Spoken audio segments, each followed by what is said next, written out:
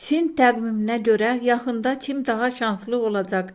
Çin təqviminə görə yaxın dövrdə daha şanslı olacaq bürclər bunlardır.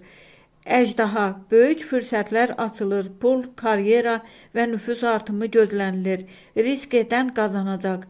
Siçan, gözlənilməz maddi şans, yeni təkliflər və doğru insanlarla qarşılaşma dövrü. Meymun, zəka və çeviklik sayəsində sürətli uğur, xüsusilə ticarət və danışıqlarda. At, aktivlik, yol və dəyişikliklər uğur gətirəcək, köhnə problemlər geridə qalır. Xoruz, əziyyətinin bəhrəsini alma vaxtıdır. İş və pulda stabillik başlayır. Ən güclü pul və karyera şansı əjdaha, siçan. Ən güclü fürsət və dəyişiklik şansı at, meymun.